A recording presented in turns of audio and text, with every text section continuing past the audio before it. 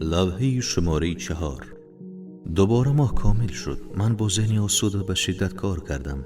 همسری عزیزم در تصمیماتم برای پرداخت قرضها حمایتم کرد. به خاطر تصمیم عاقلانه امان در ماه گذشته به خاطر خرید شترهای بیابانی قوی برای نباتور 19 تنگی نقره درآمد داشتم. این درآمد را طبق برنامه ریزیم تقسیم کردم. از 10 را برای خودم در گوشه قرار دادم. 7 را همراه همسری عزیزم برای مخارج زندگی برنامه ریزی کردیم و 2 را میان طلبکارانم به صورت صادقانه تقسیم کردم. همه را ندیدم ولی سهمش رو پیش همسرش گذاشتم. بریژک خیلی خوشحال شد و خیلی تشکر کرد. فقط الکهدی پیری بد اخلاق بود و گفت که باید سریعتر بپردازم. من در پاسخ به او گفتم تنها چیزی که میتوانم پرداختهایم را سریعتر کند این است که خوب غذا بخورم و نگران نباشم. بقیه همگی از این تشکر کردند و تلاشهایم را تحسین کردند. بنابراین در پایان 1 ماه از قرضهایم 4 تنگه نقره کم شد و نیز 2 تنگه نقره هم برای خودم دارم و هیچ دعوایی ندارد. قلبم از هر وقت دیده شاد است. دوباره ماه کامل شد. سخت کار کردم ولی زیاد موفق نبودم. توانستم شترهای کمی بخرم. فقط 11 تنگه نقره درآمد داشتم. با این حال با همسری عزیزم روی برنامه ریزیمون ماندیم. با اینکه لباسهای خوبی نداشتیم و برای خوردن هم چیز جز سبزیجات نداشتیم.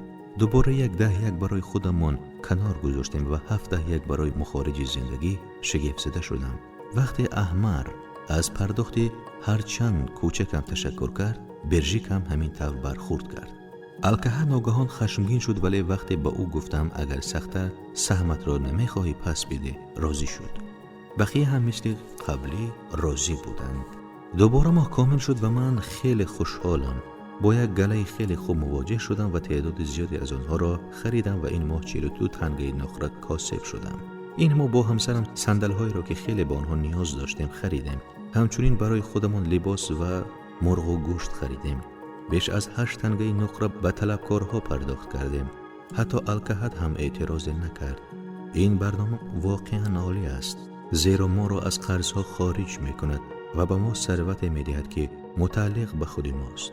3 ماه از آخرین باری که روی این لوحه نوشتم میگذرد. هر ماه 10 از درآمدم را برای خودم برداشتم. هر ماه من و همسری عزیزم با 7 درآمدمان زندگی را گذران کردیم. حتی زمانهایی که خیلی سخت بود و درآمدی کمی داشتیم.